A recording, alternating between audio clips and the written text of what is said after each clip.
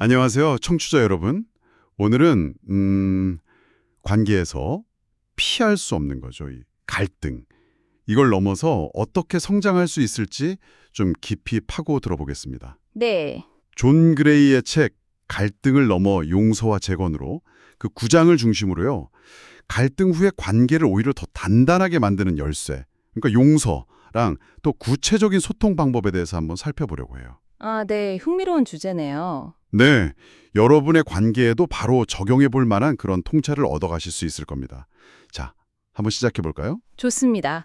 사실 관계 갈등 때문에 힘들어하시는 분들 정말 많잖아요. 그렇죠. 근데 존 그레이는 여기서 남녀가 갈등 상황에서 좀 다르게 반응하는 경향이 있다고 지적해요. 예를 들면 남성들은 주로 문제 해결에 딱 집중하고 여성들은 감정적인 이해나 공감을 더 중요하게 생각하고 아, 그 차이 때문에. 네, 그런 경향 때문에 오해가 좀 쌓이기 쉽다 이렇게 분석하더라고요. 중요한 건 갈등 그 자체가 문제가 아니라 이걸 어떻게 다루느냐, 그게 관계의 방향을 결정한다는 거죠. 맞아요. 그 지점이 진짜 중요하겠네요. 서로 원하는 게 다르니까 해결이 더 꼬이는 거잖아요. 그렇죠. 그래서 오늘 우리가 주목할 핵심이 바로 용서입니다. 그 책에서는 에베소서 4장 32절을 인용하던데요.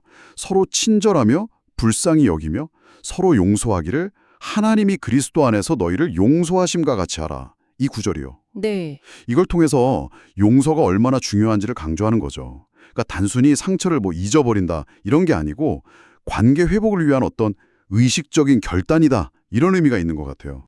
네, 정확합니다. 용서하지 못하는 마음은 그게 진짜 관계를 서서히 뭐랄까 독처럼 파괴한다고까지 표현하니까요.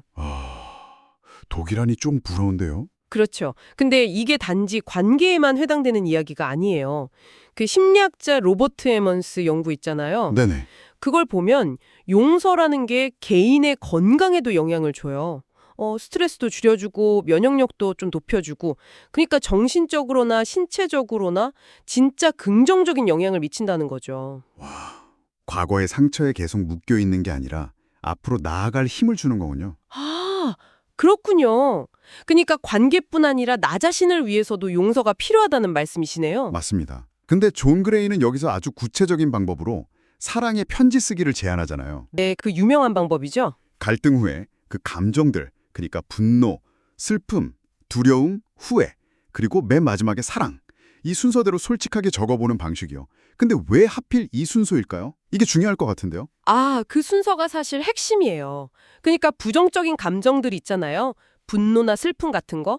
이걸 먼저 충분히 표현하고 스스로 인정을 해야만 그 밑에 숨어있던 진짜 감정, 그러니까 사랑이나 이해 같은 긍정적인 감정에 가달 수 있다는 거죠. 아, 일단 털어내야 보이는 거군요. 네, 일종의 심리적인 원리인 거예요.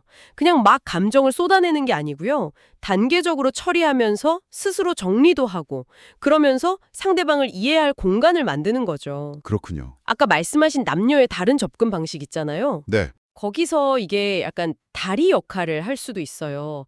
감정을 표현하는 거, 이건 좀 여성적인 경향. 그리고 문제 해결을 위해 구조화하는 거, 이건 남성적인 경향. 이 편지 쓰기가 이걸 다 담고 있거든요. 와, 그러네요.